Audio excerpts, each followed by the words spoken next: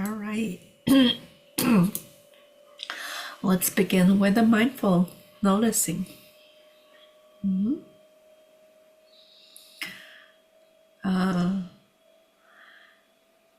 Maybe if you would like to just start noticing being here with each other.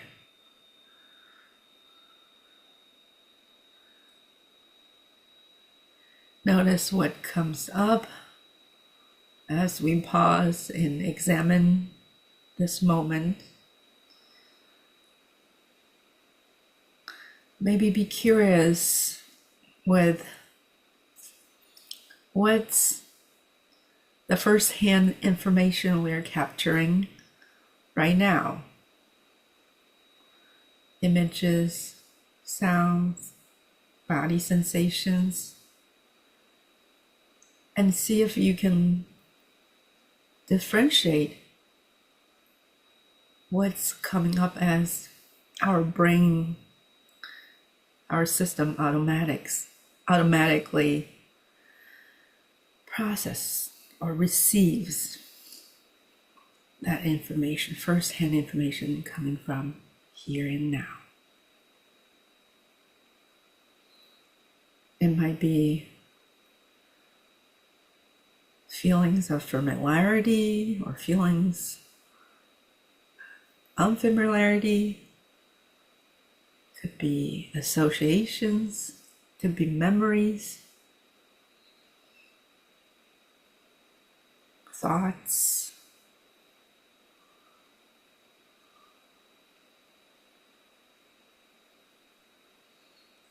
I'm noticing how you appear on the screen today, right now, and I'm noticing my mind automatically compares to what I saw on the videos. Just happened yesterday.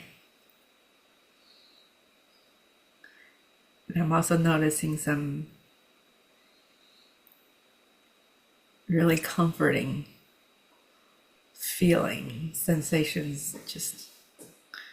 This is familiar. Getting to know you guys. Cues of safety, cues of connection.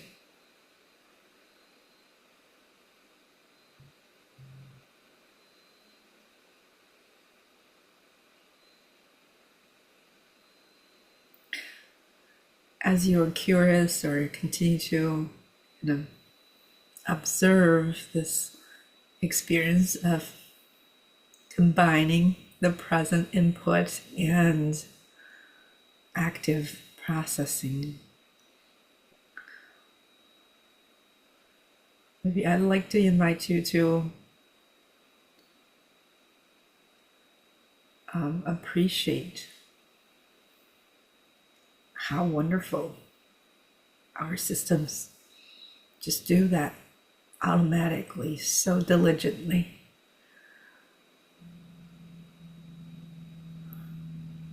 And never ending. For good and bad. I'm noticing there's mixed feelings myself about this reality or this realization. We're always perceiving. Perceiving is not just a passive receiving information. It's also an active, proactive reconstructing and processing.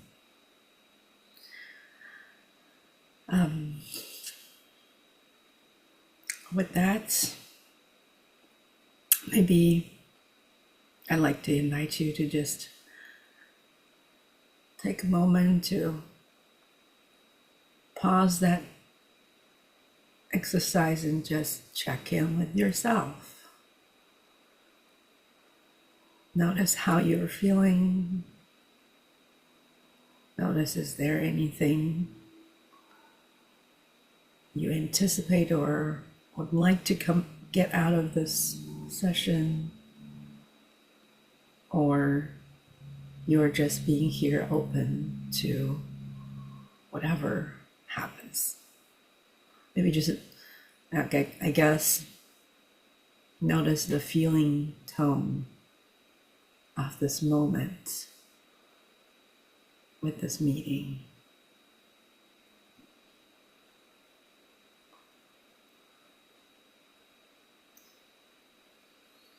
Physically, emotionally.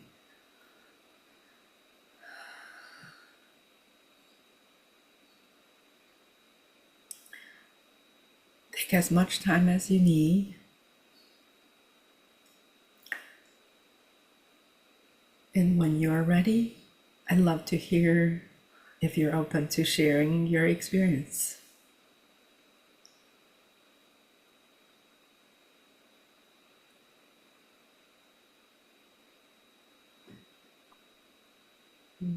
I can go first.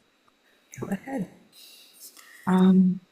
This time I feel it's quite different than the last few times. Um, I feel more anchored and I can hear sounds like the lower sounds and the high pitch one, and also some bird cheering. And hearing that, like when my attention was fully on those sounds, um, my head just went empty. And that's really like feels like I am here right now. And yeah, I feel it's a little bit like the meditation mode where you don't think of anything. But with this, you were sharing, like you you saw us and comparisons Mm-hmm. started to have images, and I started to think, oh, there's something wrong I did in our sessions. And then also, I was thinking about um, Sion's PC. And then I was thinking, oh, this could be one question I want to ask. And then my my mind wandered a little bit, Yeah. and then came back when you like following your instruction. And then again, I started to hear the sounds in the background, and then started to empty again. And when you say dissociation, I started to think, oh, maybe I went on a little episode of dissociation there, but back rooted again. Yeah, that's so cool. I, and this is my my hypothesis or belief that if we could, like, if we could truly feel safe, that our put our past in the past, we that's the only, like, that's really how we can be truly present.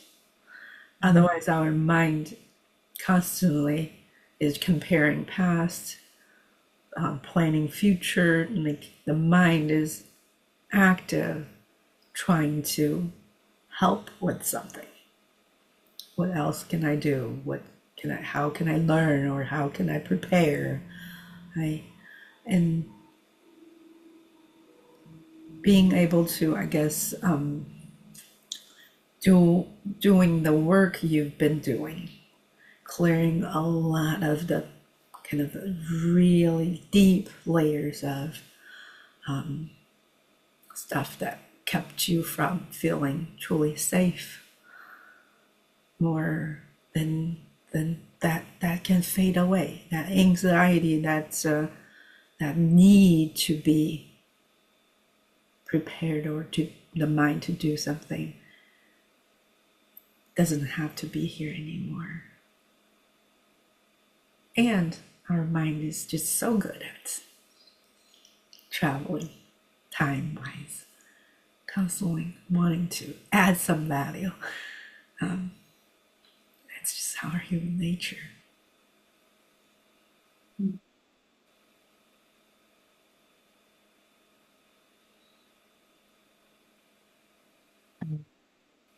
I noticed that when at least you were inviting us to notice what's going on in today's presence. Um, and I noticed the difference that we both didn't close our eyes Mm-hmm. at the very beginning. Um, and then my mind goes, I was wondering what's going on there. What makes that difference? Mm-hmm. Um, and just trying to feel how that's different from when we were closing our eyes and doing the mindfulness. Um, I feel when I was opening my eyes, um, I keep paying attention to things outside of me. It's harder for me to go inward. Um,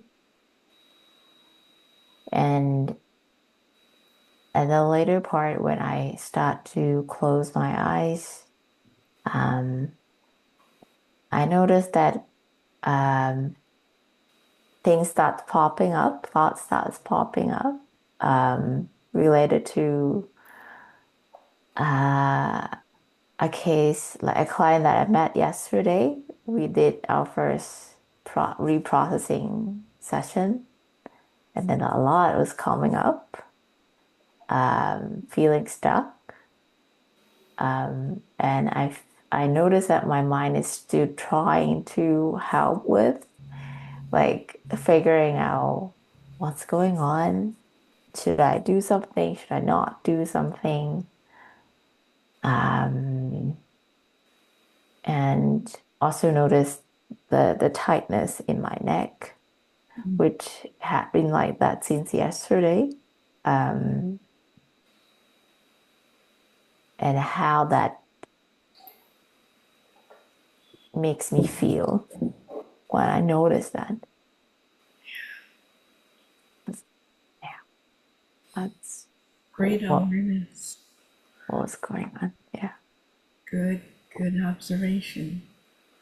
Habits, right?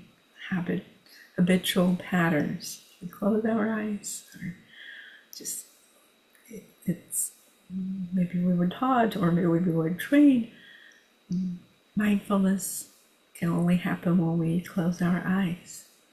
And notice there is a huge difference. Vision is such a big channel input. Literally opening our eyes and closing our eyes shifts how they come, the input, the weight of where our attention can go and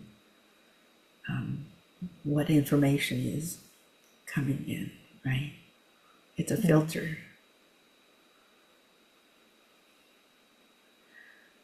And just notice that subtle difference. What is more accessible for you and less accessible for you Mm. while eyes open or closed. And how was that helpful?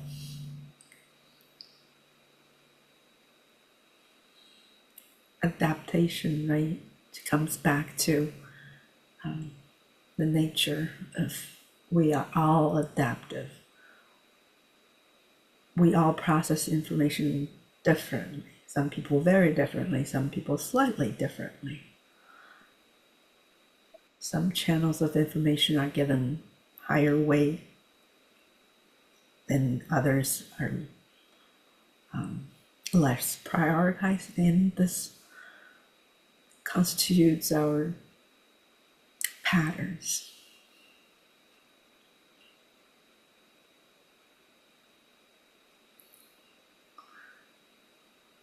Yeah, thank you for sharing.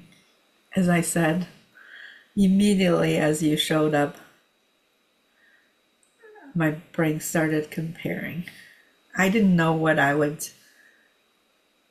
invite you to explore for the mindfulness, not just, oh, let's see what happens. So then again, this is the present moment mindfulness we practice in the SAFE model. Really, anything we can just pause and start noticing our experiences and be curious about it, and maybe introduce a little play, experiment. Oh, now we get to be really in the moment, notice whatever is here. Even notice we are distracted, or notice we are quite present.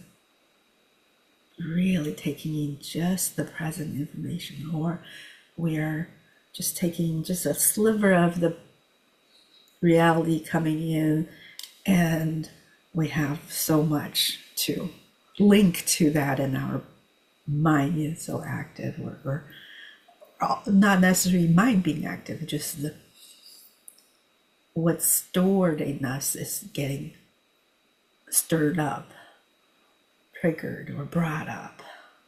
That's all automatic. Until we can now pull away and examine it, then we can play with it. Then we have some choices. Oh, that's automatic 90% of the time. Maybe now I can notice it, I can catch it, and I would like to be different.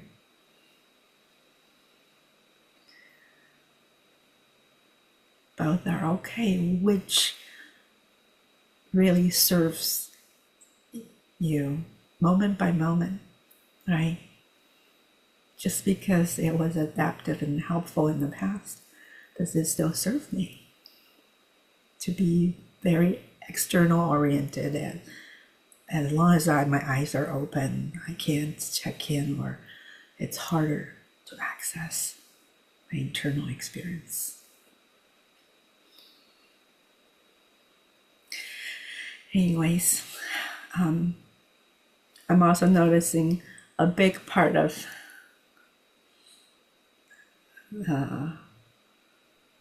what got me there, that direction, was I'm also preparing for a webinar. It'll probably be put out in the next week or so. It'll be in the end of June. This will be a series of webinars just offered by various PTI consultants or trainer in training, to kind of further build on the basic training, but different topics. We can give some more in-depth insight, or our own take on that, or case examples. So yeah, to stay tuned.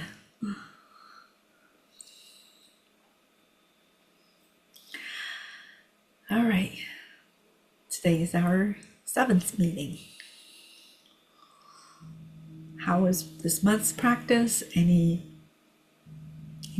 questions you want to ask, or things you want make sure we address?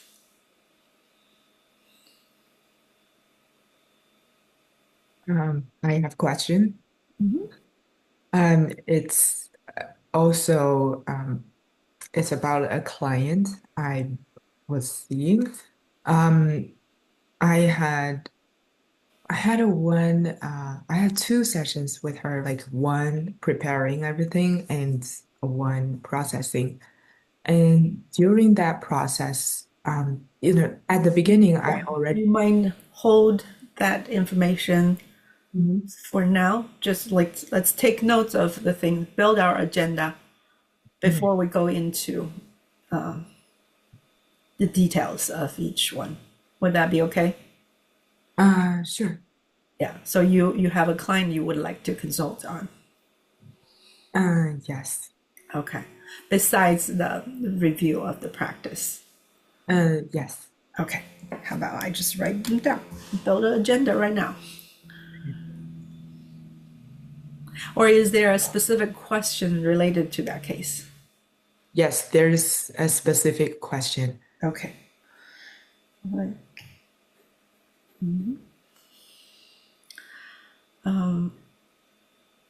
Anything else, Young?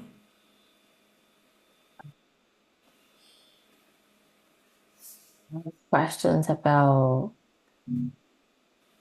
two cases that I'm working on. One is more like a general question, Okay. and then another one is um, uh, the client that I mentioned that I worked with yesterday, which there's um, I noticed something. I just want to discuss it Okay. with both of you to get some more insights. Sounds good. How about we go over the practice fairly quickly? Or if things, yeah. Yeah. Then we do the client cases. Okay. Yeah, sounds good. But before we go there, this is the seventh meeting. I want to check again the progress on the on-demand course you are supposed to complete. Many layers of EMDR or many layers of the answer. Are both of you have you both completed, or where are you on that? I think it's total 12 hours. The on-demand course. Record, it's the recording Deb had. It's part of your package. Um, go ahead. You guys look like you are confused. Not sure what I'm talking about. Yeah, Yeah. I know what you're talking about. Okay. And I'm on the first video Okay. about to being a little bit more than half about we'll complete it today. And then we'll go on to I need to space it out a little bit. I can't do one each day. So yeah. I think there are two parts, right? 6 hours in one and 6 hours in another, or There are three parts, each two okay. like around 2.5 hours, and also that's a bonus video. So I think in total that's four at least. Okay. So you are we would like you to complete it as soon as possible. Right?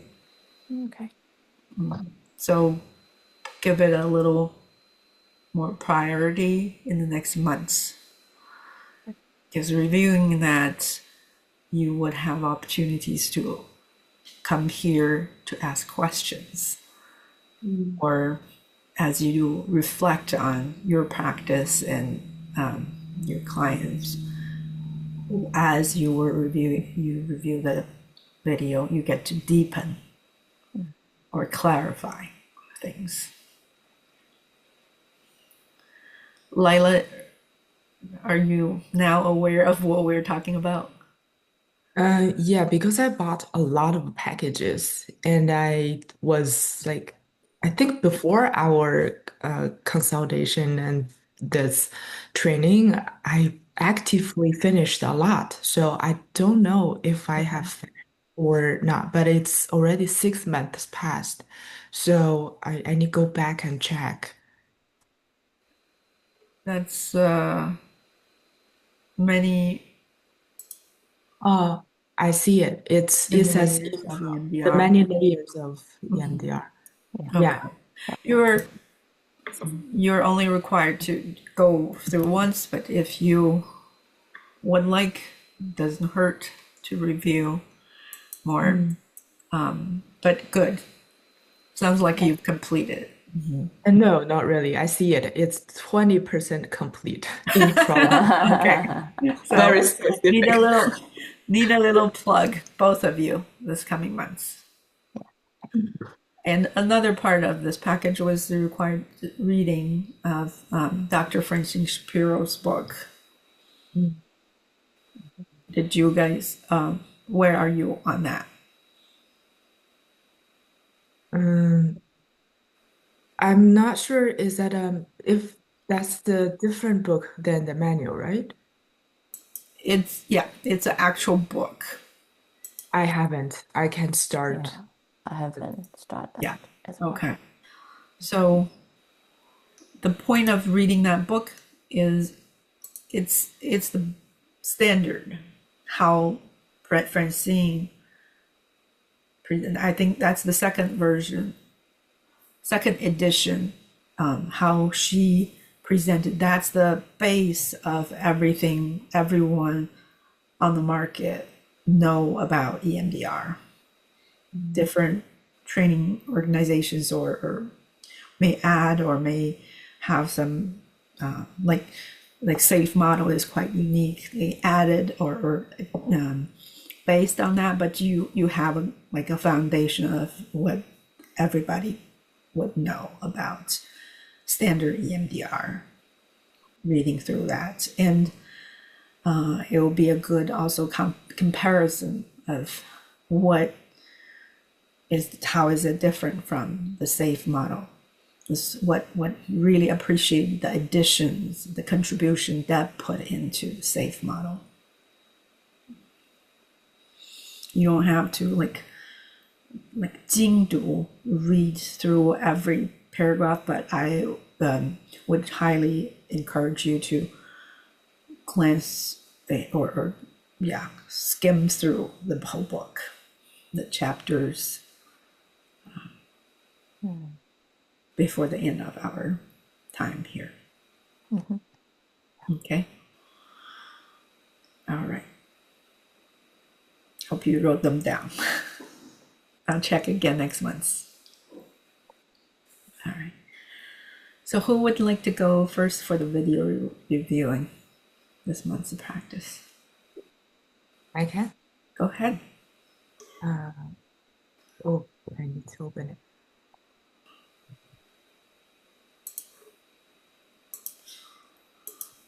If you can start with your consultation reflection forum, what do you think you did well? What you would like input or clarification on?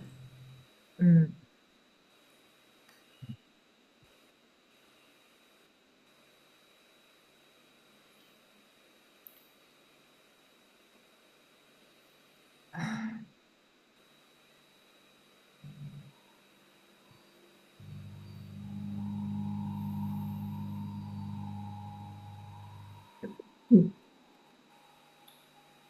Sorry, 2 minutes.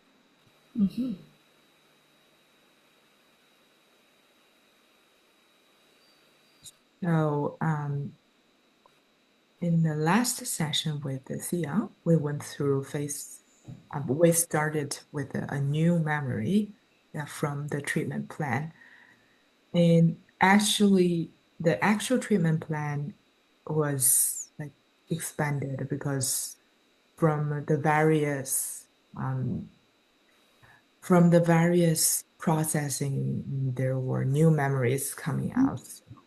With I just ranked them like chronologically, and then at the beginning of the treatment plan, the touchstone memory was around 6 or 7. But when we were doing more practice, the earliest memory she had becomes 4 or 5. So I started a new one, and that's when she was younger. So at the beginning, the cognitive interwave I did is around the negative self-concept. Because I want to make sure if it's the real or the right one to the point. So when she was saying, okay, my negative belief about myself is ABC, and then I repeated it back so she can feel which one Mm-hmm. she felt most emotionally attached or most strong, like strongest. So that's the interwave I did. I actually do this to many other people. Mm-hmm. This is the technique when we were in Wenda's class that Mm-hmm. she told us. And then um, that's the interwave. And um,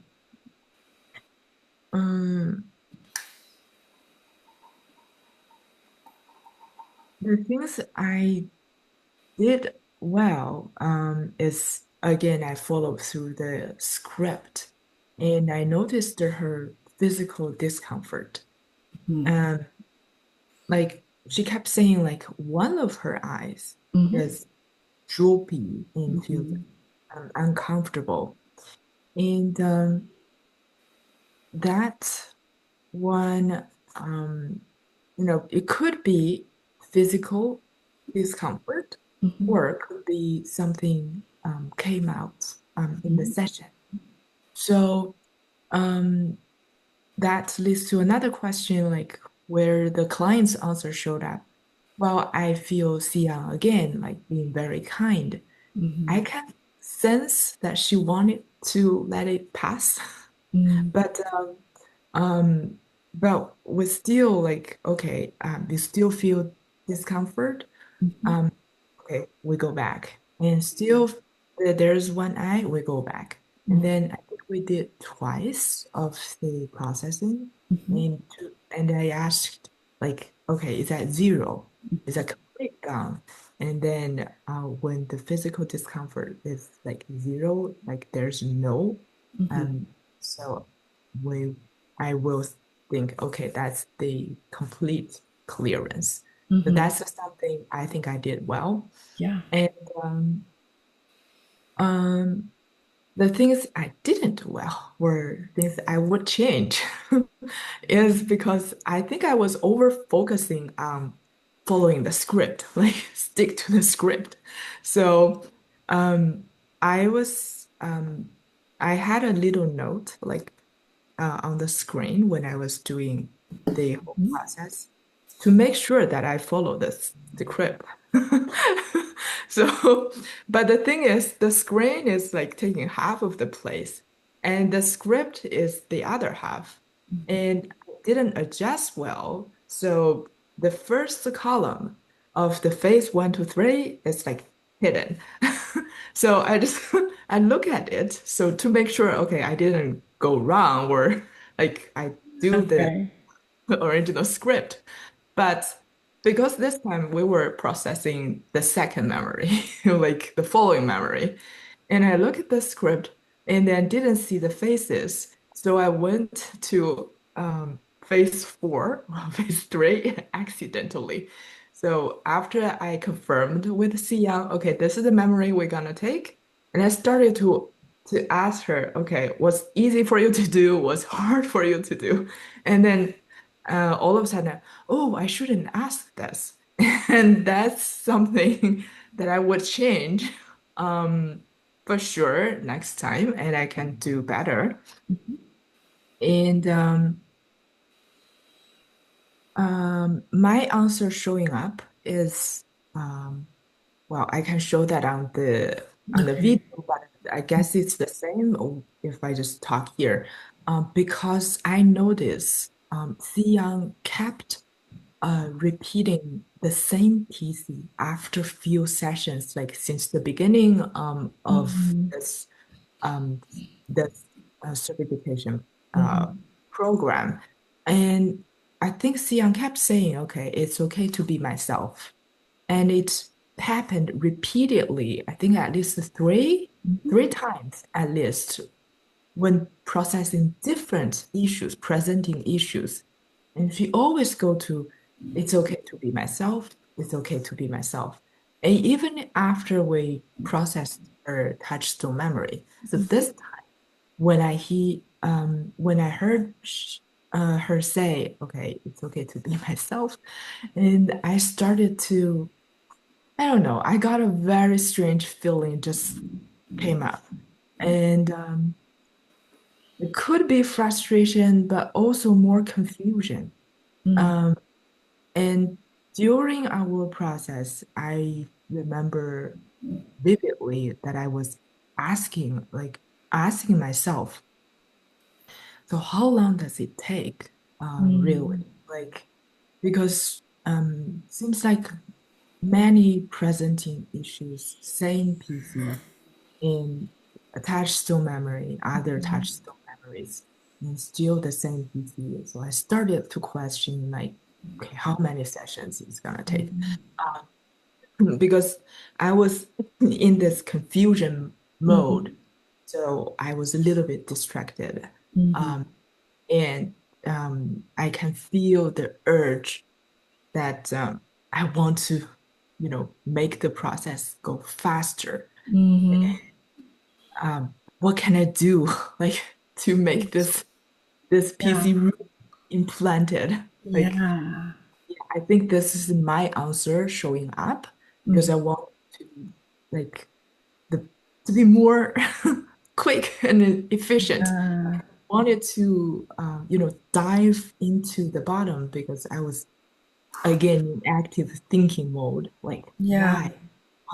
What is, did I do something wrong? Or how long it take? I started to think. So that's my answer showing up. Um, yeah, that's the whole process and then reflection. Great. Mm. This is great. Um, I'm trying to a few things decide the order. Most important thing, this great awareness of noticing your own experience and how that affected you. Just being present and being in the moment, being just holding space for whatever is coming up. So that moment when you now you notice the in the moment and now looking back, you started you were preoccupied in your own frustration or confusion.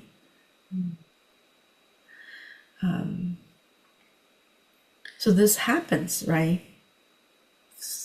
Surprises in the session, or we had some anticipation and client system didn't go with how we thought they would go.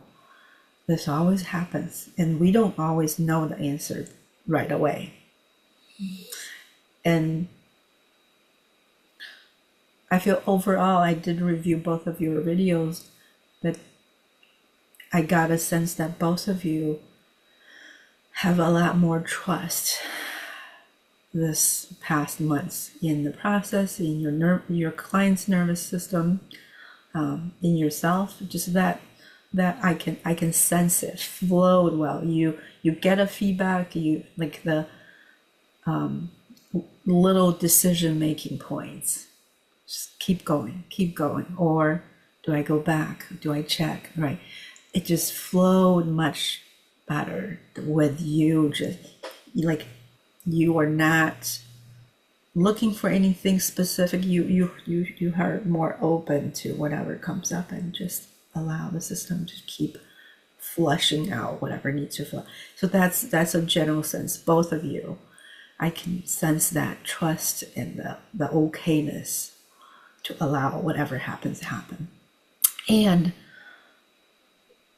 Lyla, this is great awareness. You caught you now saw when you didn't know quite what was happening or how to make sense of that. I can give you an answer here right now, but this may not solve all your future times you get like a little tripped. Where are we going? What are we doing? Or how, what's going on? So what the telling part is when you tripped, you were a little, you lost your just grounding in being there with the client to be open, fully open for whatever comes up. The next thing you did was your answer. That's exactly, or does that feel familiar? This automatic pattern kicks in to help you manage, right? You want to take charge, you want to make things go faster, or make sure that happens, or be efficient. You're like a more leaning. I can even look at this. I'm really focused on go. Let's go. I don't know if you relate to that. How would you describe that answer? I would say like in the different types of characters where I would say like a doer, want to control, like make it right. Yeah, make it happen. Let's Yeah. get into doing something. Yeah. It's not happening fast enough. What else can I do? Right. So again, the language we use for answer, the answer is not just one side. It's always both sides. Good at doing, good at focused on the outcome or the desired whatever result you want, result oriented. What's the difficult? What's the flip side when that answer is in overdrive? What's difficult for you to do?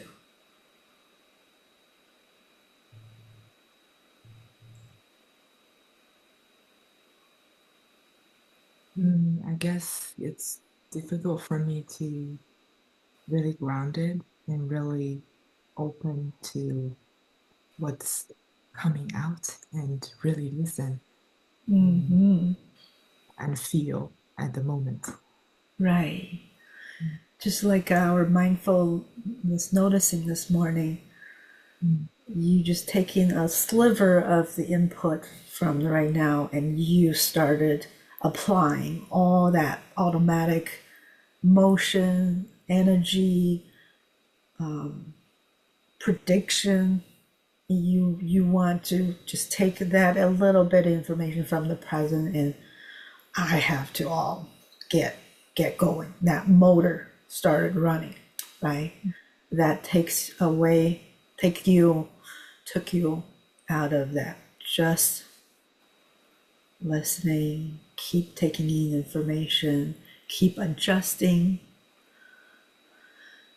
keep just doing what's needed from that by the client or in that moment. Right? Yeah.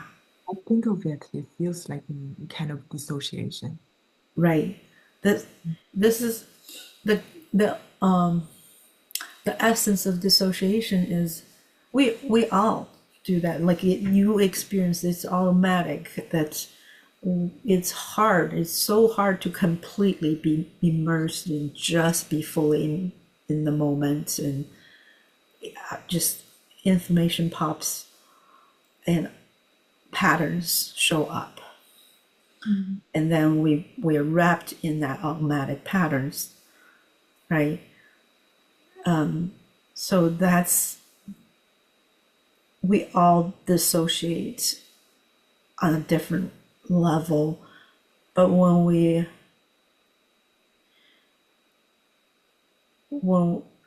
it's different if we are able to still stay present enough to keep getting enough information from the present and adjust and respond to instead of react to, compared to just take, I'm now very focused and selective on what information I'm hearing, and this motor started driving the train. We have to go this way. That's not fast enough. Blah, blah, blah, blah, right?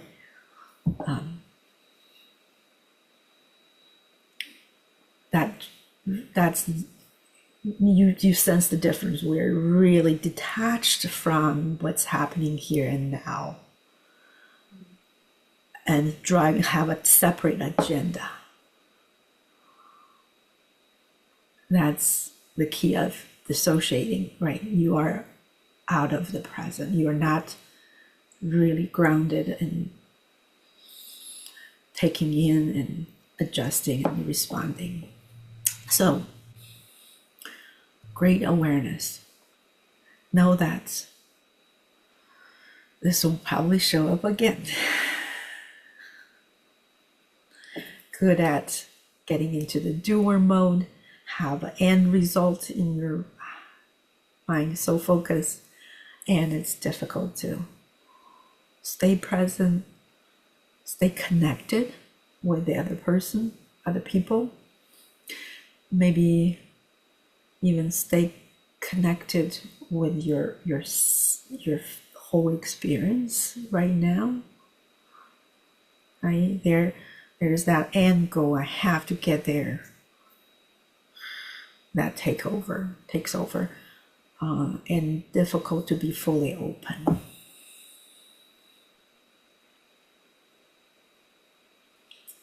The next thing is, with this awareness, you see how this was helpful for you in the past. Very much. I have to I have to have the doer to drive me to do things. Yeah. Can I share an image that popped in my head Yes. as we were doing this both? I heard from the your session with Young, that little girl, as mom was leaving. I'm part of the little girl was feeling so sad and so desperate, and immediately another part kind of split to, everything's going to be okay, you're fine, like that. Just stop feeling that and do something, or to manage that. It already, I can see how that was necessary. Yeah, you're right. And there's no other better option to do that. Right. Yeah. Yeah. I have to do something to stop feeling that way and to make it all okay, make better. Maybe that's stop myself from crying, distract myself to focus on some fun things, or like that. From a young age, that active, I need to do something to make this moment different, was already starting to develop, and it helped, I bet. Did not, I bet I could see how helpful it would be. Otherwise, that little girl would be in that desperate place for a long time. Intolerable, right? Yeah. What are you noticing now? I noticing that I noticing some emotions coming up, and then I was thinking, everything making sense. Yeah. Mm. Now, what would you like to say to that part of you? Always ready to jump in, do some extra to make the situation better.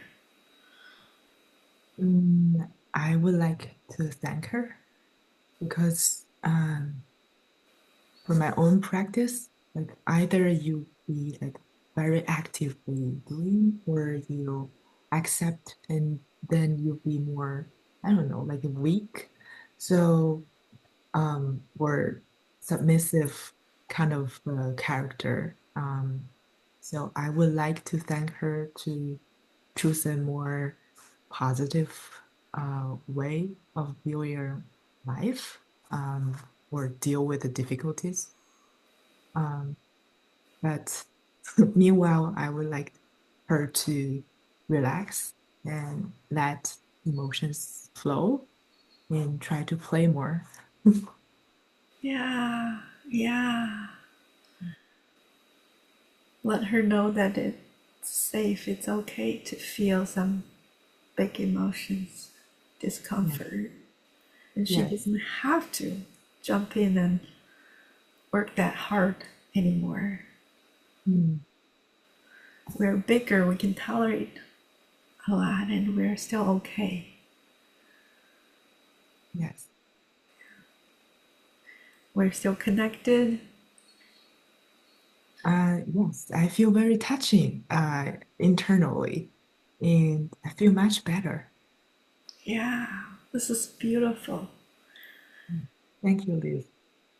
So only when you get to really see your answers clearly and apply the key principles like being mindfully of aware of when the answer shows up and compassionate assumption knowing it helped, it must have helped, and Mm. see the connection how it has been helpful,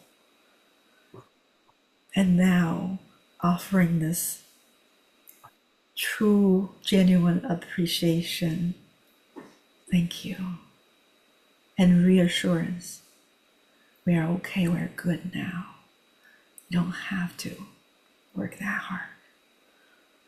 And then this deep acceptance of okayness comes back to, oh, next time when something surprises me in the session, even if I start noticing that, I can quickly connect to this okayness Mm. instead of my answer frantically, let's do something. Yeah, Mm. beautiful. Thank you, Liz, for the root cleansing. Oh, root canal, all right. Hope the work is, yeah, all the way cleaned up, and now you can see everything is connected. Yes. So that comes back to a simple answer that even though we worked through several memories, seems like in the negative cognition, the positive cognition is still the same. And would it be okay? It's still the same because everything links back to the root. Mm. For most people, the earliest patterning, the earliest wounding, the earliest negative yucky belief about me continues to be built on in later experiences. And different memories kind of is just kind of on the same tree but different branches.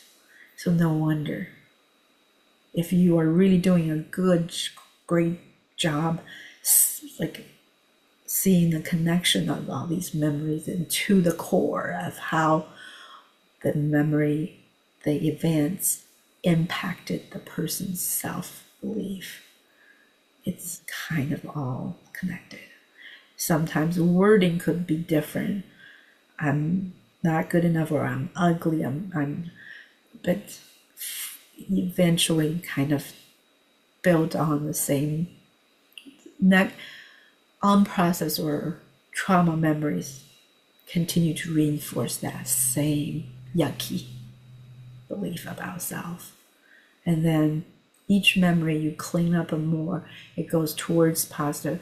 But this protocol, we really is, when we get to phase 5, it's really just this memory doesn't stop me from believing this positive belief right now. We just cleaned up that. However, there could be other memory still linking my self-belief to the negative root. And when we work on that here and now, this memory doesn't stop me from believing my positive belief. And overall, when I step back, the more memories I worked through, a generalized feeling I'm good enough is stronger and stronger, and more just can be generalized. Does that make sense? Yes. So you are on the right track, turned out. Even though different memories come back to the same negative and positive beliefs. Mm.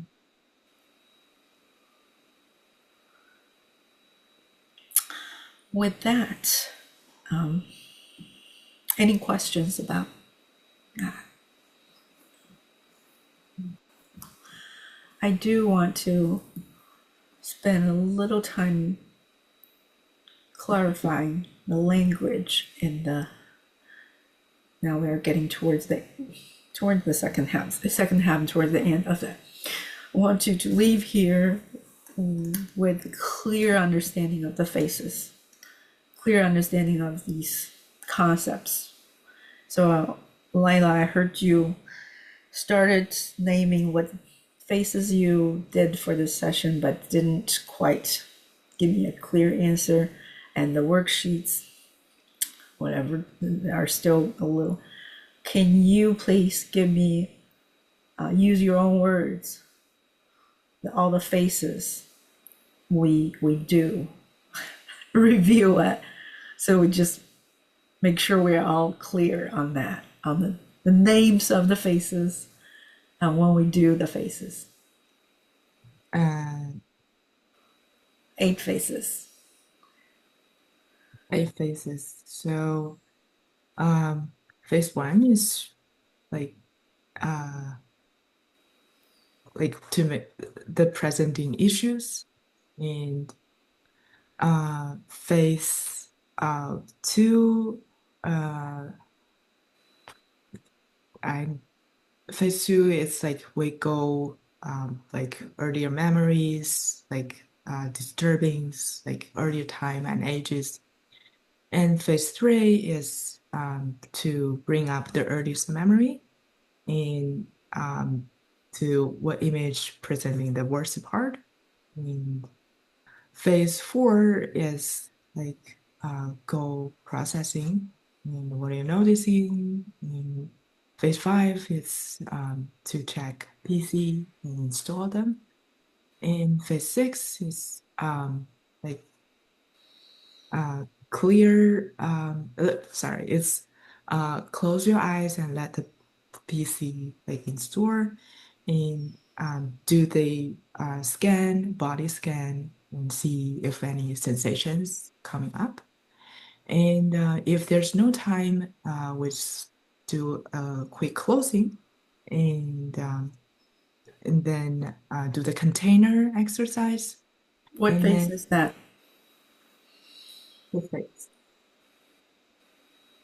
7. Oh, okay. Because I think physics is not completed. It should be like together. Okay, phase seven. And then phase seven, like the processing is done. Mm-hmm. And oh yeah, right. And there are two scenarios. One is done, one is not done. Mm-hmm. And phase eight is re-evaluation. Like if anything else. Yeah. Yeah. You do have a general understanding and concept, but I would like you to really pay attention. I'm going to reiterate the phases because when you leave here, you're going to communicate with other clinicians or with other consultants or in other trainings here. This, the names and terms matter. Okay. So phases 1 in Francine's phases 1 in the standard protocol is history taking. That's the name of phase 1, history taking. Phase 2, preparation or resourcing. And phases 1 and 2 are for the whole treatment. It's when we have a new client, and it doesn't matter how many targets we're gonna work on. This is for the whole treatment process, right?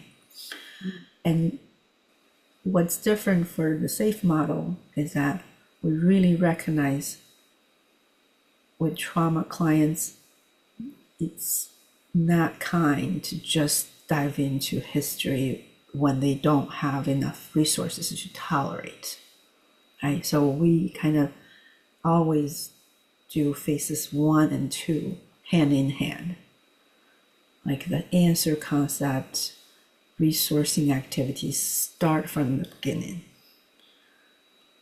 And then the very end of phases 1 and 2, when we really have the awareness of clients' resources, adaptation, the answer patterns, what's lacking, what's the client's awareness and client's readiness, the safety checks, then we have a specific worksheet help you to identify the real experiential root, not just give me 10 most disturbing memories or nightmares, but we have finding the root under the answer.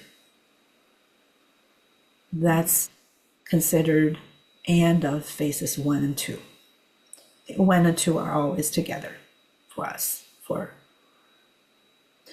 And the 1 and 2, the very end is finding the root under the answer to identify a list of memories and to get to the earliest experiential root. With that, each memory is going to be a target. Before we go into a specific target, we always want to do the mechanics, get that out of the way. Know the client's preferences, know what works and doesn't work, right? That's also part of preparation. Then with each target, phases 3 through 7 is going to be applied to each target that holds a charge. You've worked on a lot of kind of deciding the sequence, decides which you work on, ideally chronological order from the earliest to later. That's for each target. Phases 3, it's called assessment, meaning we are assessing how this memory is being remembered and stored right now before we go into reprocessing. Phase 4 is called reprocessing, but phase 4 is not the only reprocessing session. Phase 4, 5, 6. Phase 5 is called, what's phase 5 called? Installation. We install the positive belief. Phase 6, body scan. So again, phase 3, assessment. Phase 4, reprocessing. Phase 5, installation. Phase 6, body scan. All 4, 5, 6, all 3 phases are considered reprocessing phases. But we approach the memory from a different angle. Phase 4, go towards the disturbance to clean up the disturbance. We end with 2 zeros for SUD. Phase 5, installation, we check if the memory, anything from the memory is stopping the client from believing the positive belief. That's ends with 2 7s for VOC, validity of cognition. Phase 6 is checking, is there any remaining thing in the body? So all 3 are reprocessing phases with fast bilateral stimulation. Then phase 7, closure. Every reprocessing session ends with closure, whether it can go straight from phase 4 to closure, phase 5 to closure, phase 6 to closure. When you haven't had a clear body scan and closed, that's called an incomplete session. Incomplete memory, incomplete session. There is one closure for that script. When you went through all phases 4, 5, 6 and clear body scan, and that's a complete session closure. Again, when you don't have time for any reprocessing, you never start phase 3 assessment. Phase 3 assessment can only happen when you have enough time, at least 15 minutes of reprocessing and closure, right? Then, after you started reprocessing, every session starts with which phase? Phase 8, reevaluation. All right. Any questions about the phases?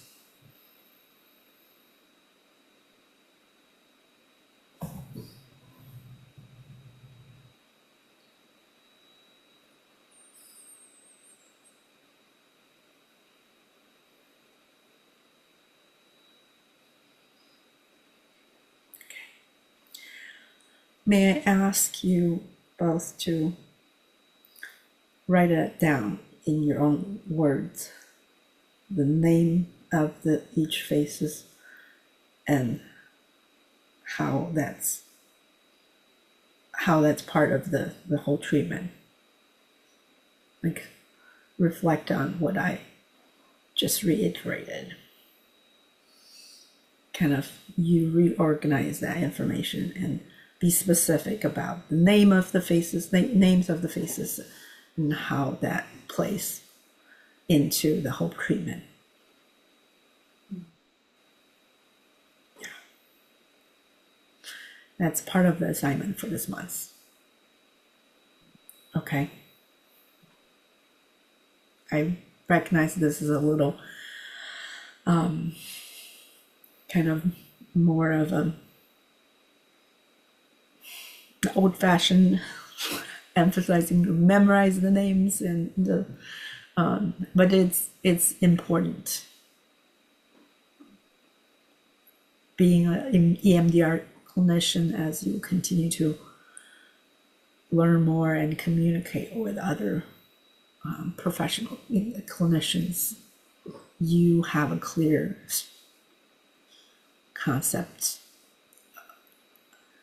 of the flow of all the phases.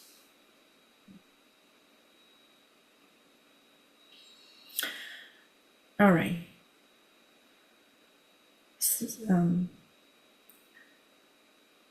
Any questions? This would also be a time this month to kind of really review all these worksheets as you kind of really sort out the faces, names of the faces, and from all these worksheets, if there's any question or area need to be clarified, to bring it to next month's meeting. You're actively using them with clients, and you're just kind of reviewing it one more time, and if there's any part you need clarification, that'll be the time to bring to next meeting. Switch. Yeung.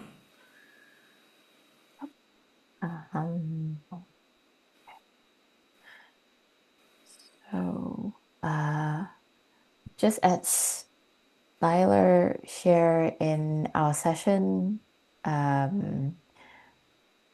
we also add new memories into the treatment plan because new memory came up in the past few processing, and also in the one that we just did, their new memory came up as well. So that's kept updating. And then in this session that just happened, we completed from phase 4 to 7 like complete phases. Okay, complete session. Yeah, complete session. And then I did cognitive interweave. That's the point where I noticed that Lyla seems distracted because it seems that I noticed her eyes was wandering a little bit when we were doing EMDR. I'm not sure the way I ask. It's yeah, I'm not sure about the wordings, how I put that out. I sense that when I phrase it like that, when I was asking that question, when I was pointing that out, it was triggering some answers in Lyla. Well, also that's a new memory coming up, and then related to being true to her experience. So we then keep going on to process and also just checking in to see if a break is needed. So that's when the cognitive interweave happened. I think in the past week, like in the session just then, I did well in trying all my efforts to limit my verbal processing, trying to like catch myself when I want to explore more verbally, which I really want to. And then also to encourage Lyla to allow whatever comes up to be there and keep going on. I think that is something that I did well. And then something that I would consider alternative or I would change is that at the beginning of the session after phase 8, which we do reevaluation, and that actually happened in my work with other clients too. So it feels that if we were bringing up that memory and asking the NC and PCs again, that would be that would activate more of the memories, and then also to kind of anchor where they want to go in terms of that PC. So that is something that I'm thinking about. And that's also sometimes some client ask me, oh, do we need to do like do we need to do the negative belief again? There's something might have changed in me. So that is something that I'm thinking about. Also, like kind of also a question. If there's an incomplete session, last time when we come back after phase 8, we evaluating, bringing up the previous memory. Do we ask again about the NC and PC? Yeah, so that's something that I was thinking about. I can answer the question that it's designed, the standard protocol, it's designed not to go back to the PC, NC and PC when we reopen a memory.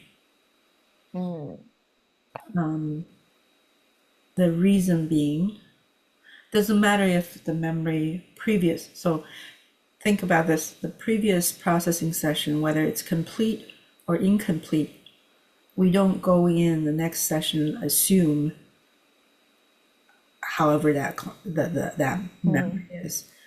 Even a complete session, the memory next week, next session, a new channel may open up or a new layer of recognizing how that actually had continued impact on my life. That we evaluate, we ask 0 to 10, there's just another, like just 2. So complete memory comes back, can be incomplete again, then we go back to phase 4, right? And an incomplete memory, client's system continue to process and they can come back. And when we reevaluate, it can be 0, no disturbance. When we have a incomplete memory that you didn't complete phases 5 or 6, and now the client says 0, we consider that as the first 0 for phase 4. Would it be okay? Just notice it's 0 and ask again, it's 0 again, and because you haven't done phases 5 and 6 for that memory, you want to then go get 2 zeros for phase 4, then do the installation and body scan. Okay. Then when we reopen a memory, right, going back to the memory, because whether it's 30% of the memory has been processed or 80% of the memory has been processed, we only use the bottom of your worksheet. Phase 8 is we call it expedited or shortened phase 3. The assessment, so think of the full assessment phase. I see it has 7 switches to turn on. Think of a pilot starting an airplane, flip on 7 switches, everything get ready to go. But here, when we reopen a memory, you only, I guess, have 4. The protocol gives you. Grab the most significant information, an image, a SUD, a motion, maybe body, and just go back. Okay. Because you are cleaning up only the remaining disturbance. At that point, the negative cognition is not true anymore.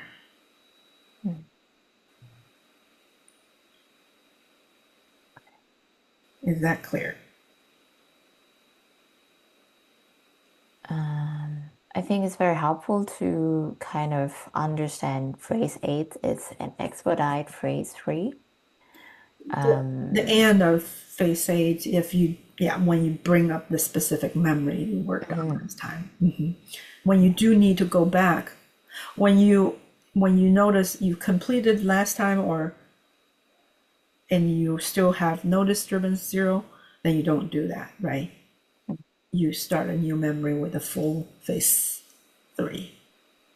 But when you need to reopen it, it's a shorter. I understand that we are not going to the original NC and PC. Then will we ask about what is the negative belief that you have about yourself when you bring it up? No. We Okay. want this be as quickly as possible to just the remaining disturbance, Okay. emotion, the image. What's the image that represents the worst part of the memory now? It doesn't need to be a real image, like your client Lyla said, I don't know if it's part of the dream. I'm seeing mom with the luggage. So whatever this pops up represents the worst part of the memory now. So we just grab those 3 or 4 element and just go to clean up the rest Okay. as quickly as we can. If we get into the NC, most people at this point, their NC is not that strong anymore, and you get into talking about, oh, it's not true, and you question, is this a good and negative cognition? No, too much talking. We just get the state of the memory, the remaining yucky elements of the memory, and go.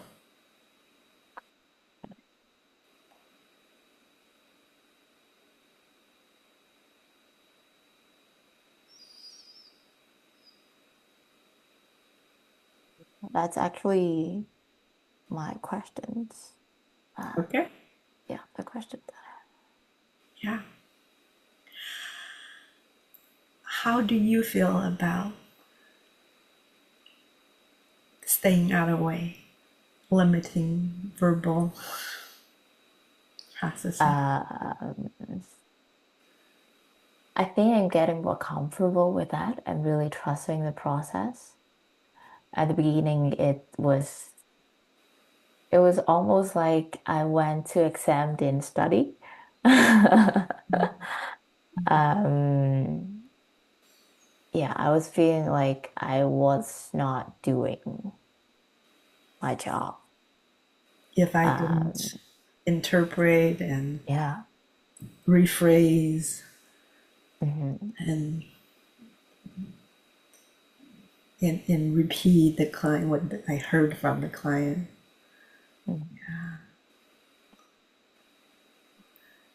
If we take that as a pattern, how was that helpful for you? Was Um,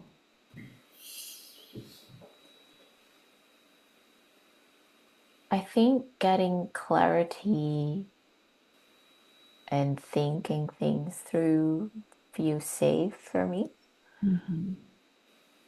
Um, and then just being able to, because saying something, it's doing something.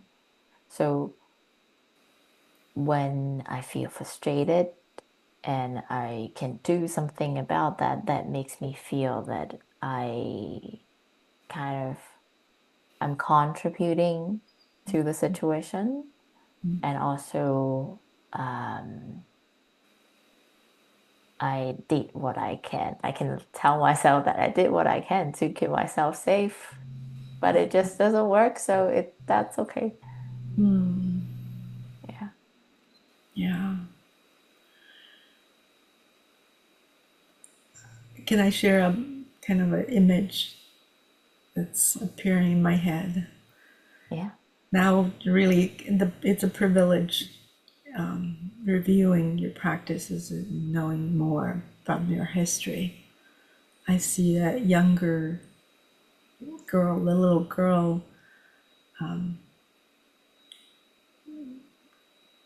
feeling some big feelings and not sure how to work through that, trying to clarify what you heard from others or repeat or talk out loud.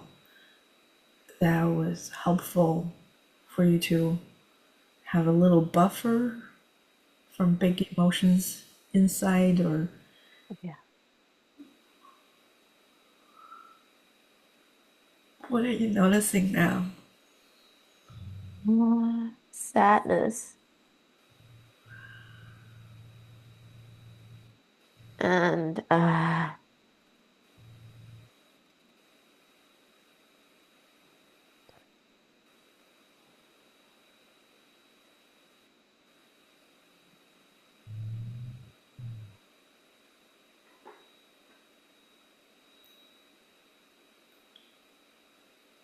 yeah, really a lot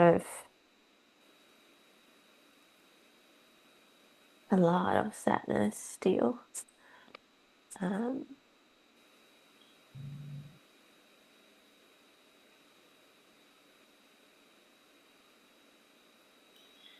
Also an urge of wanting to hug my little self.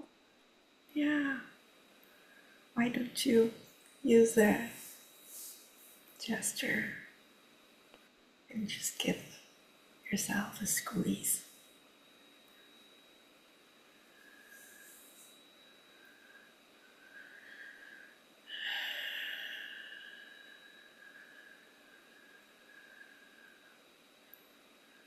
Yeah, it was hard, and smart you figured out a way to make things a little easier as you keep talking or keep repeating, buying some time, getting a little bit of comfort or validation or clarification. That was helpful to manage.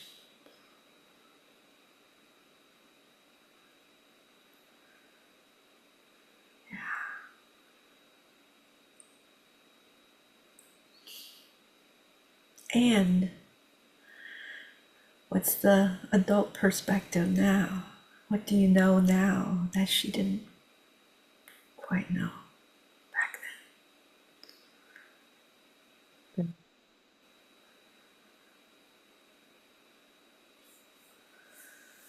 Situation is not about something or not because of something that I did that day or that period.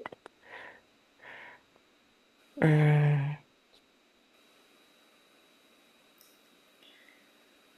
that no matter what I do, it will still happen because it's kind of out of my control.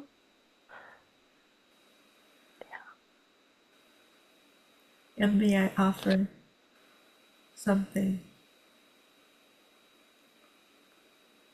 And it's okay to feel exactly what you're feeling in this moment, in each moment, right? You don't have to make your big feelings go away.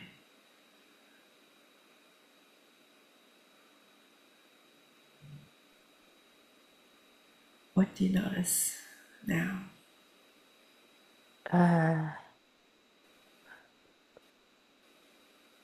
I was noticing that when I have emotion, I was telling myself not to cry, um, which is very common for me. Um, You're good at that. yeah, I'm very good at that. And then also there's another parts of me that was telling me that it's okay to cry.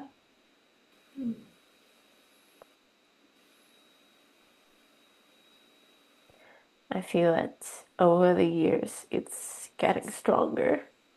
That sound, that voice Yeah. of having that permission. Beautiful. So beautiful.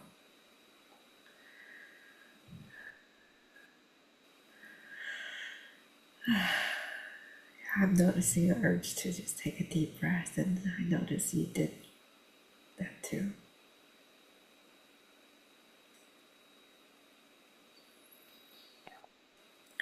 Is there anything else you need right now? Mm, no, not really. Yeah. I'm just noticing that usually it's because I've talked about the experience many times. So usually it's not that emotional for me. And I was noticing that today because I was sensing a lot of, and I'm thinking a lot about my clients who I worked with yesterday, who I felt um, there's something that I could do, or like, because I'm in that questioning phase. So that kind of, because at least you were mentioning that when we felt stuck, the next thing that we do is our answer. Um, and that's really my answer. And that brought back to when at least you were like connecting my answer to what I'm experiencing now. So that then feels much more emotional than where I am usually are. Right. This is a great opportunity that your answer got so big and you were able to take a step back and really appreciate seeing, yeah, these are moments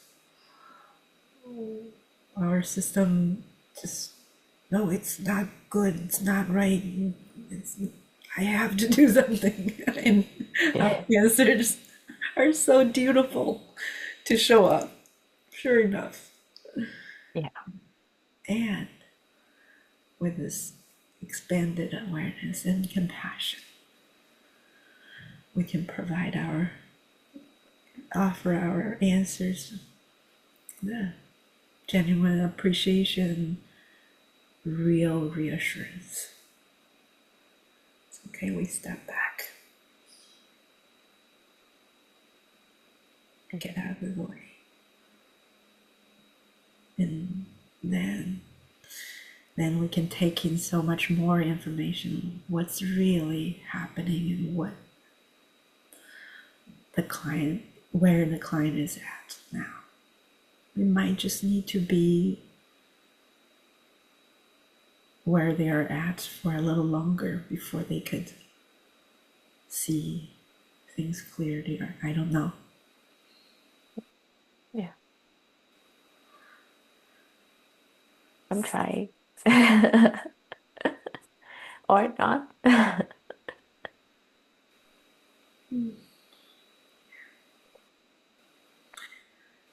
I would encourage you to continue to give your little younger self Mhm. love and appreciation.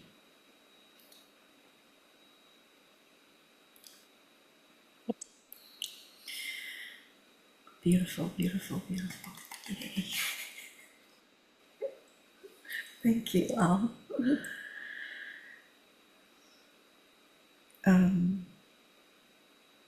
Yeah, if if yeah, that's all the for the practice review. And I wonder, Xiang, you mentioned the client. I don't know if you want to ask more questions or if you need anything about the client you're thinking, the two clients you were thinking. Mhm. Um, Then we circle so, back to Lila's client. How about that?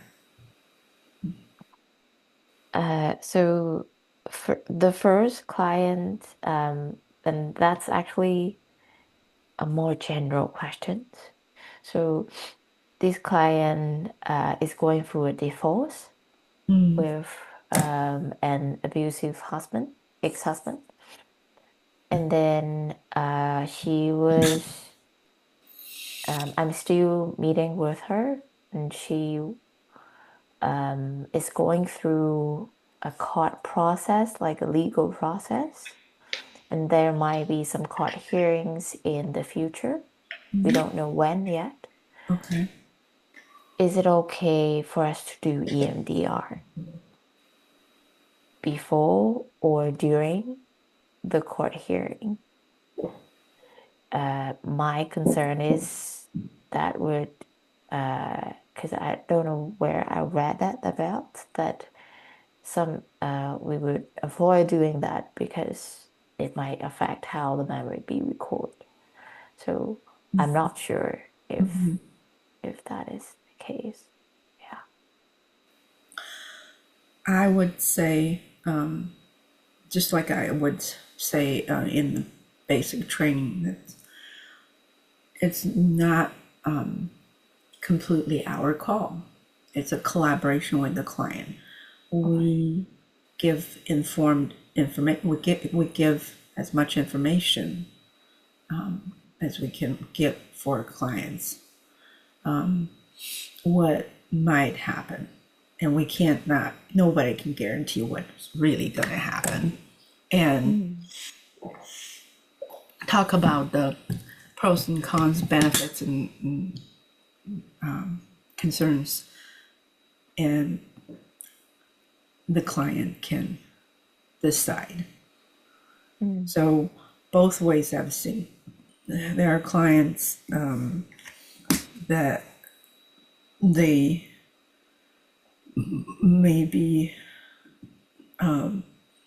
prefer, like, we know what happens for before and after reprocessing. Before reprocessing, the memory is going to be still, like, every time you bring up now, whatever vividness, the raw form of the memories, the segmented elements of the memories, right? Mm. And even the maybe incon- incoherent different parts, and like the thoughts and the time, what, yeah, it's just fragments of Mm-hmm. raw material. That's the rawness of it. And after processing, you can have a more pulled back all overview of, okay, that's what happened and that's what affected me. I can describe how I felt back then, but I don't necessarily feel it right now. Mm-hmm. The benefit could be that I can access my logic and language and being able to describe and make a more coherent statement without getting completely activated and lose my train of thoughts and not able to complete Mm-hmm. statements. Yet I may not necessarily show that raw, whether it's fear, big anxiety, or it may not be displayed as what it would be before reprocessing. Is that going to be a disadvantage, or it would be an advantage? It's up to the client to decide. I've had clients that I need to process this big anger, big fear, so that I can face up to the perpetrator or the appear in court and give coherent statements. And I can still use very strong words to describe how things impacted me and affected me and how I felt and I still feel. But I don't necessarily like the feeling is not outwardly ex- displayed that carries me away from giving a coherent statement. So that's the clients I would process with, and there were clients that say, or usually it could be the attorney's recommendation that attorney is representing you and doing all the logics, logistics and questioning and responding, right? The legal, making the legal case. I need the victim or person to be there to really just show the rawness that even they started crying uncontrollably, they are not able to complete a statement. That's what's helpful for the case, whatever.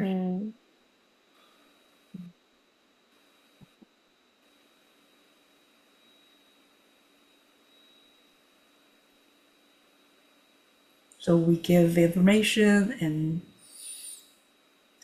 really listen to the clients, what they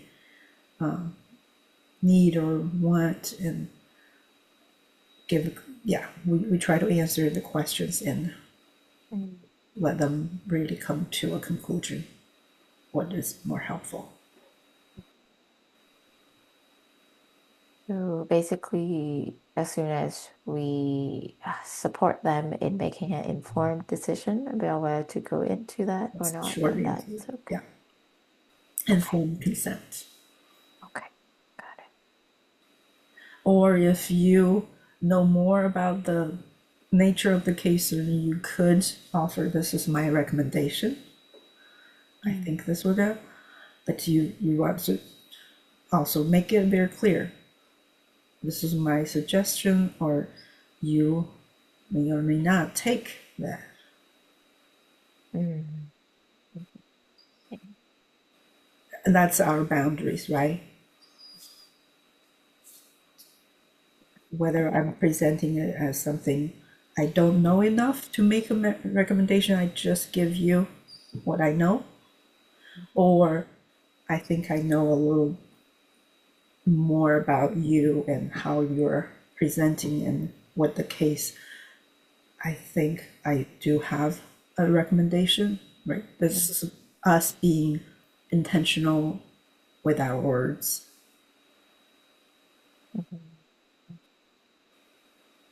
Yeah, okay. So I think at this point, I will go more towards of not giving recommendation because there seems to be a cultural factor in that too. Because the client is from an Indian culture, and that can, how she was perceived, how, Yeah,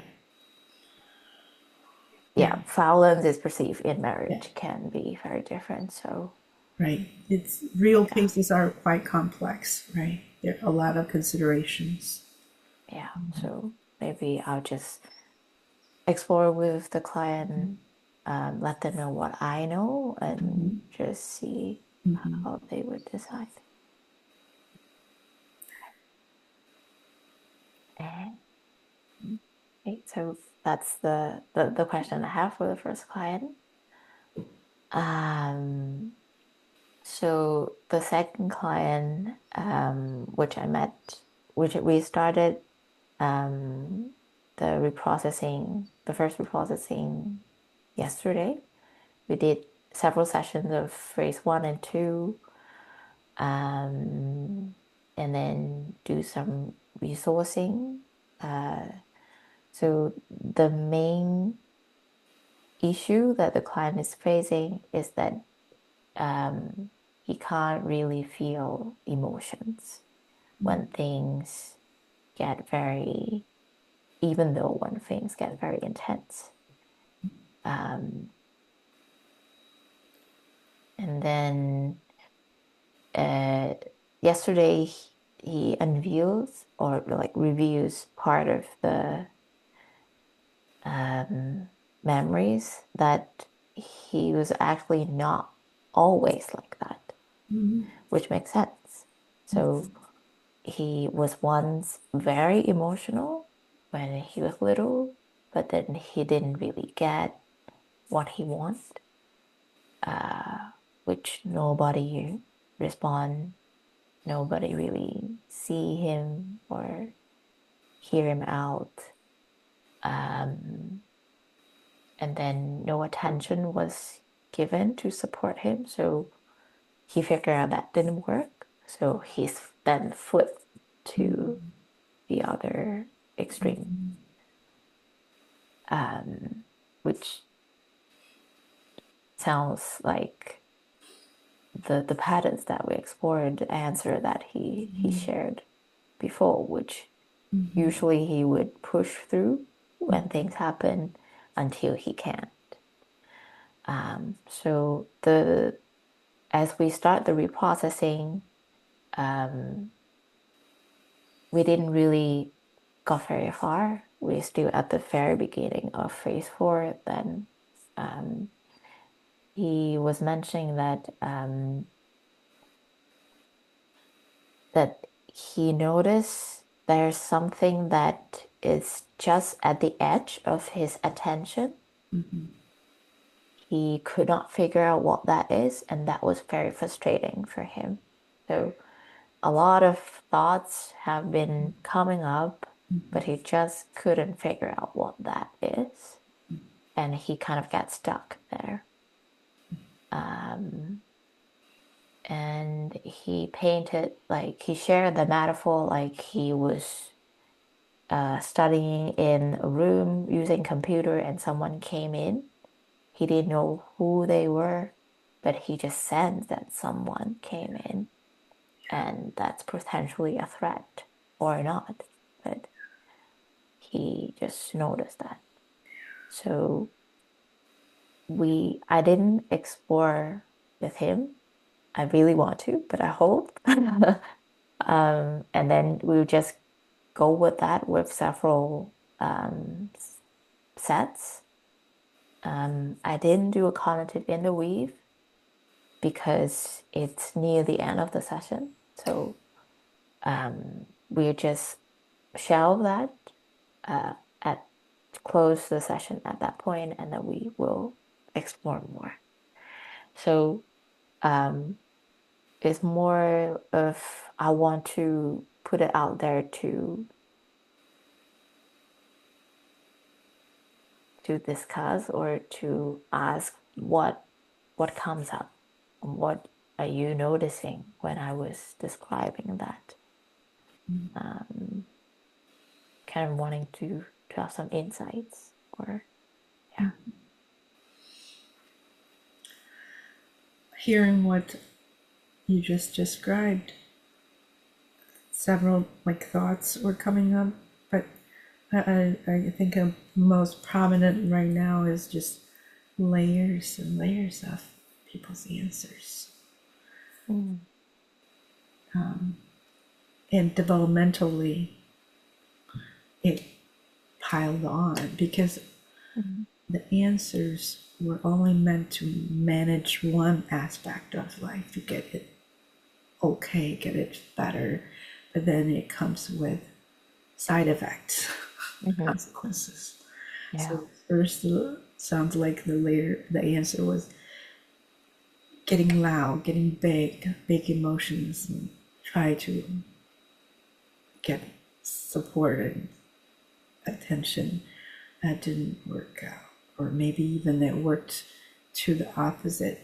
You're too loud. We're just gonna people around me, environment, become good at ignoring, filtering out, and then this waste of energy didn't bring me any benefit, and I just cut off from feeling anything, just numb.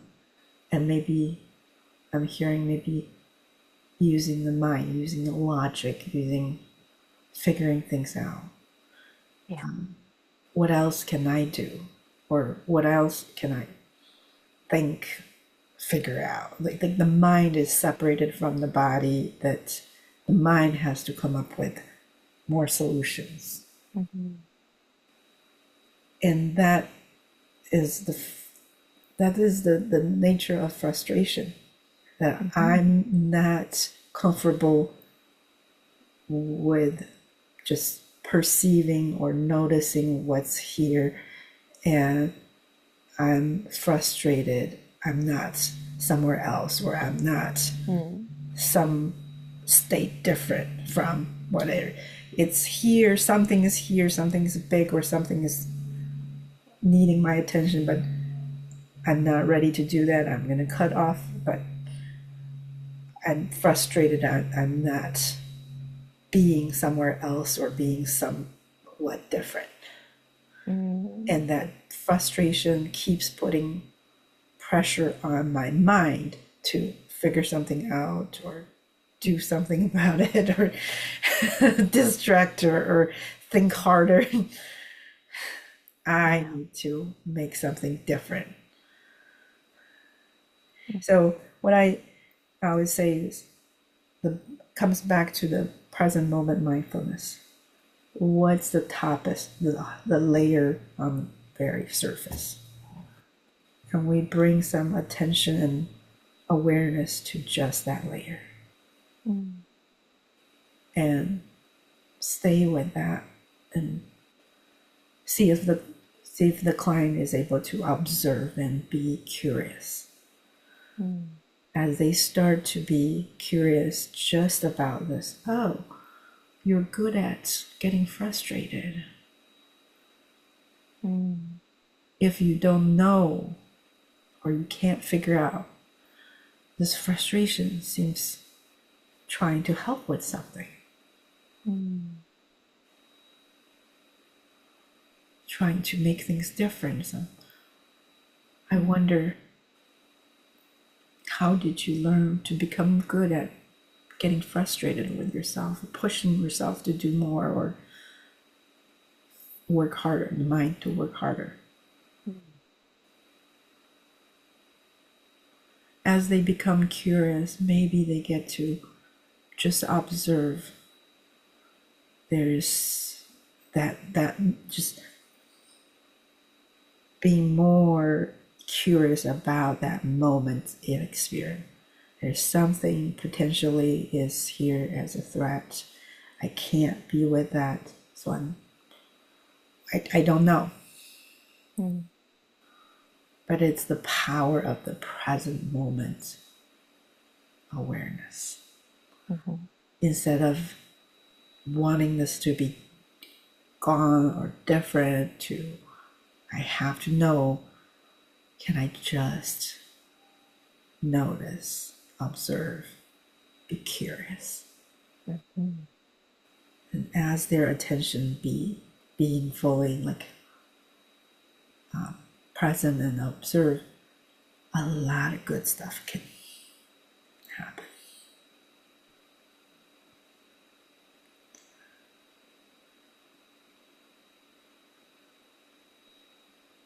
Mm. Us just bringing awareness, being curious with them. Mm. Mhm.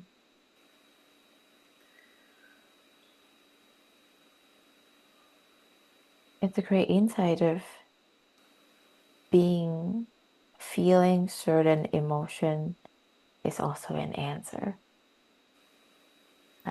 Like being good at getting frustrated can be an answer. Yeah, the frustration can drive you to do more things, or right. Every Mm-hmm. emotion comes with a kind of an action urge. Mm-hmm. Yeah. And the frustration really makes the mind to go work harder.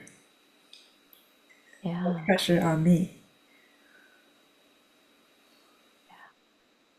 That reminds me of he was actually saying that when I was asking him whether it's disturbing, anything was disturbing for him, he said, I don't get disturbed. I just get frustrated. And it was very telltale when you were saying that that's actually an answer.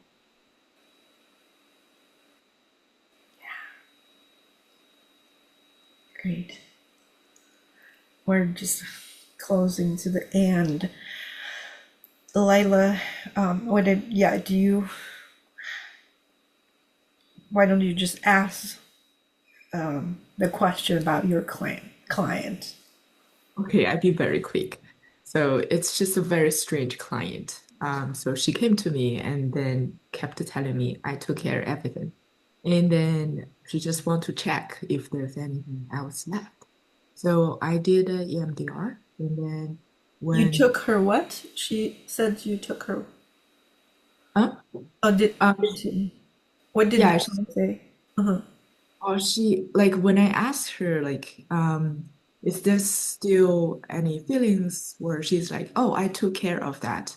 Oh, When we're trying to when we in the phase three and trying to find any like negative beliefs, and she's like, I don't have any negative beliefs. So I don't know why she's here, but she said that she had some few dreams every few months. So my first question is, I wanted to give her a refund because it feels nothing to work on. And then the second thing is when we did the phase four processing and phase five installation, and she kept saying, I can only notice one thing at a time. When I notice your finger, I can't think. I don't have an image. When I have an image, I can feel sensations. And when I say, okay, put the positive belief all things and together. yeah, together, and she said, I don't understand. I can't put them together. So I use the analogy of, oh, you watch a movie and you can eat in popcorns, so you can do two things together. But she said, okay, I will try. But still, like, I can't. She kept saying, I can only do one thing at a time. So my question is, if we encounter people like this, maybe EMDR is not a good choice for them.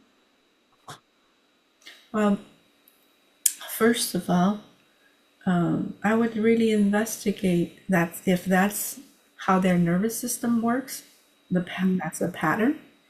How did they become really good at that? Is it like a really inherent, just how their nervous system is wired, neurodivergent, or just not like typical way of us perceiving, or if it's a pattern that serves them? Mm. It's they're just used to, it's just habit, and it's just automatic. I would really be curious and investigate. Oh, okay. Take in more information. Mm. Trying some of the resourcing activities and really as use that as information. Mm. Then the first question about why is the client here? That's the treatment goal. What the client wants their life to be different. If they have a goal, like when I work with kids, this is a imagine this is magic wand. If there's something that can be changed in your life or in you, something your life could be different for the better. What would you like that be? If the client is here, they're here for something, Mm. and go from there. What then? What wherever they are, and right now, from that, they want to be different. It's usually either memories or the answer keeping them. Yeah. Okay, Liz, very quick. Well, she says she's here because she's not sure she has trauma. So she wants me to give her an answer. Like, do I have like uncleared trauma? And like through all the process, she's saying, I took care of this. I'm good now. Like, I don't have negative beliefs. So I was thinking, Okay. Why is it important to have a professional give you a conclusion that your trauma is cleared. Yeah. Sounds like she needs a reassurance. She needs a stamp that I'm trauma free. Yeah. Can they, is there something keeping them from believing and feeling and truly just living their life Mm. freely and just organically? I'm fully present and in my life, and but I need a certificate that I'm trauma free. See what I'm like? There is some need here. Yeah. Cognitively, I took care of that. I'm done, but there's something I'm not feeling, or this may take a little exploration, but there's a need. Sounds like this might be a really interesting client to explore some interesting patterns. And really quickly, you can always, the client can close their eyes to use tapping if they can't focus on the internal experience. If you following eye movement, right? We experimented that. Siam's experience is very, so they are just so externally focused that they can't do that. And how was that adaptive and helpful? So I would say, sounds like you are in a quite early stage of exploring the client patterns and nervous system tendencies. All right, I want to be respectful of time. Keep doing what you are doing for this next month, but you really need to get to the book and the on-demand course. Review all the faces and the worksheets. Bring any questions. And Lyla, the target sequence plan, if you can put into the next consultation form, that cross off things you worked through, cleared, or just mark completed, so that I can see where you are at on the treatment plan. Good. All right. Good job. You are exactly where you are supposed to be. Just, yeah, I'm pretty proud of you guys. Thank you. Yeah. Welcome. See you next month. See you. Bye.